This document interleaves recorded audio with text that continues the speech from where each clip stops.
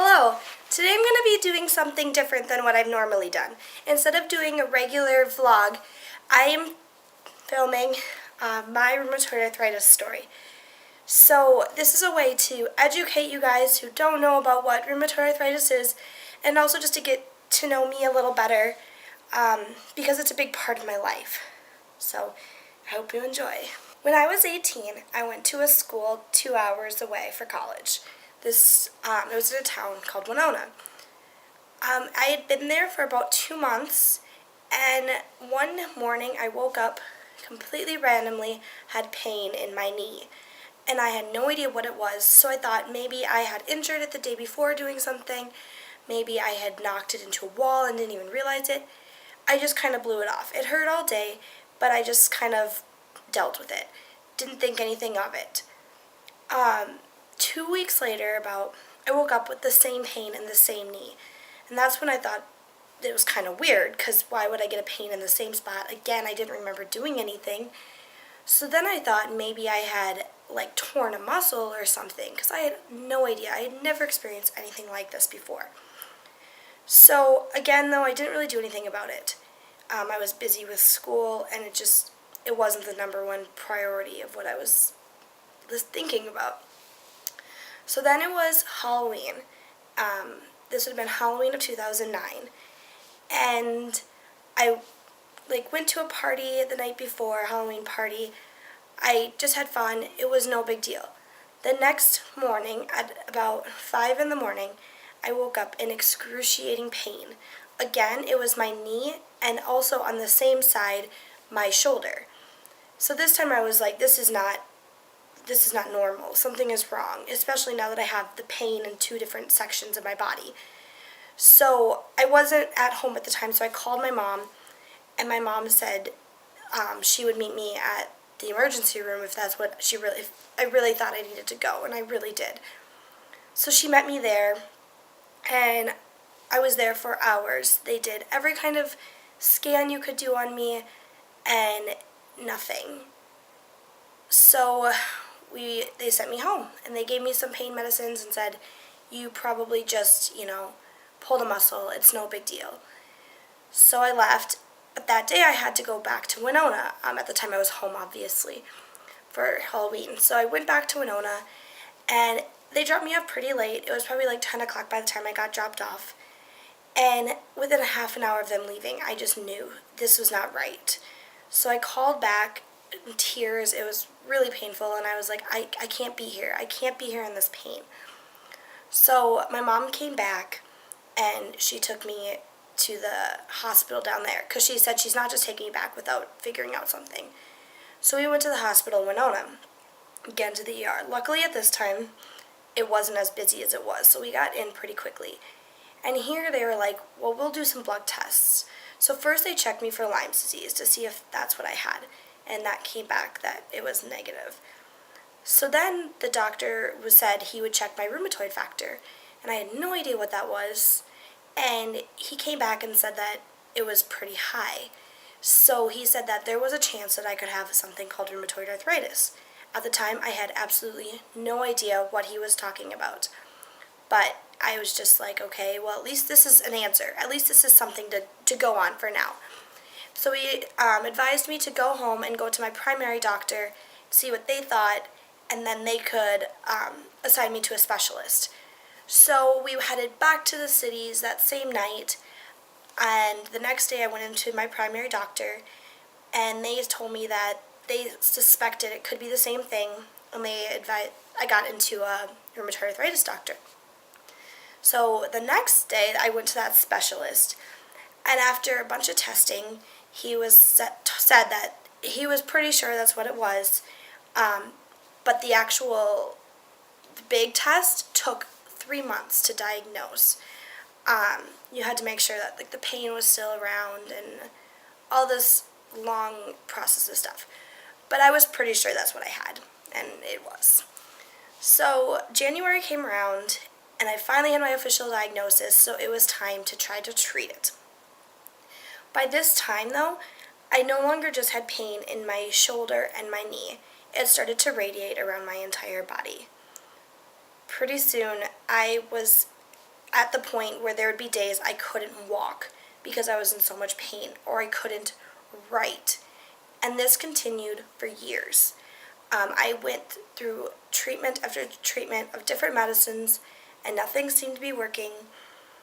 And I was at a very low point. I felt horrible about myself. I didn't understand why I was in this pain, and I didn't understand why this had to happen to me. I was young.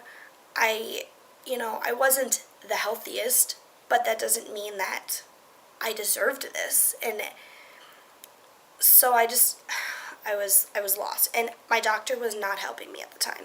He was used to dealing with patients that were a lot older. And I was his youngest patient he had ever had, he had told me. So he would give me the advice if I was in pain just to take a day off. And this was impossible. I mean, even though I had at this time moved back home, went to a school closer, it was still impossible to skip a whole day of school because of being in pain, or to skip a whole week of school because I was in pain. It just wasn't possible for me. And at the time, I was also working in retail, which just made it that much harder because I had all these things that I needed to do, and this disease was just stopping it. And it was just making me so down, and I was upset. I'd get upset about everything at everybody, and I was just lashing out because I was in pain. Finally, I knew I had to do something more than just what I was doing. And I was decided that I needed a new doctor. And I thought maybe a new doctor will have a new perspective.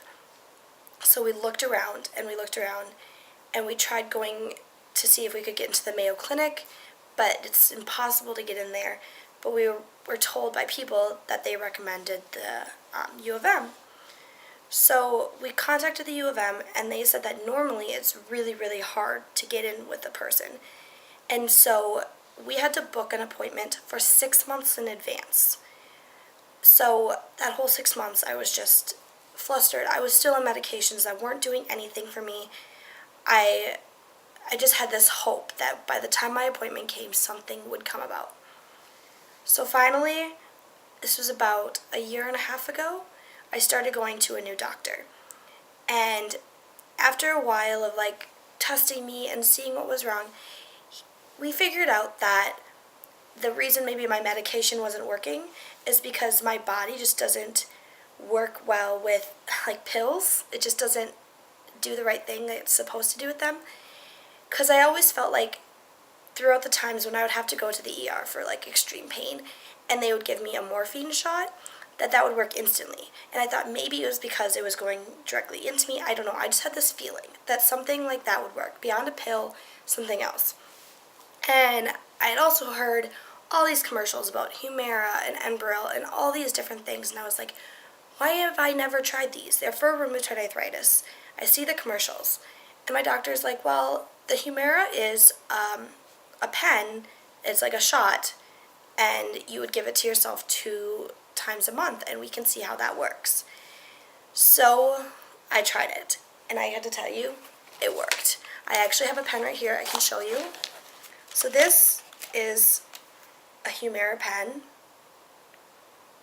and it's super easy. I won't do it right now, but you just take off one side, take off the other, and you put it in your stomach or your leg, and you click it, and about 10 seconds later your medicine is completely in you, and it has worked really well. Not 100% though. I still do have pain occasionally.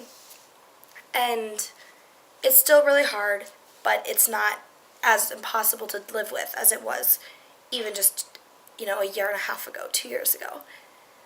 The hardest part though about this disease is explaining it to people. And that's what I wanted to share with you guys, what led up to it, because then I can talk about educate it, basically. So it is an autoimmune disease, affects all my joints in the body, and it's severe pain. The pain is the hardest to explain to people. It's unlike any pain I had ever experienced in my life before. It's not dull, it's usually pretty strong pain. It's almost like I'm getting stabbed in an area. Especially if it's in my knees and I walk, it feels like I'm getting stabbed there. And it can radiate. So even if I have pain in one spot, I can feel it. Like for instance, today I have pain in my wrist, and I can feel it going all the way up to about my elbow. I still feel some pain, and the left wrist isn't so bad.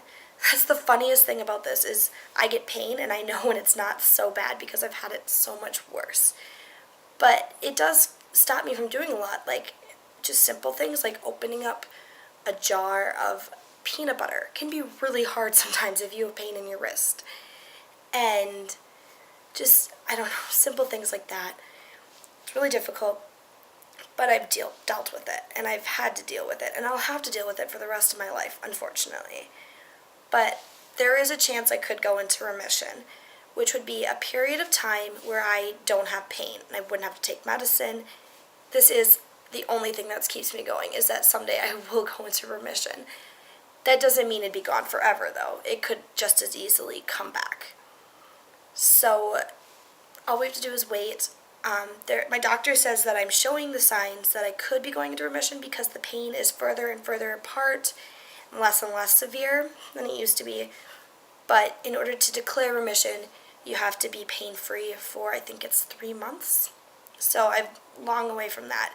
Usually the longest I've gone without pain is maybe 4 to 5 days.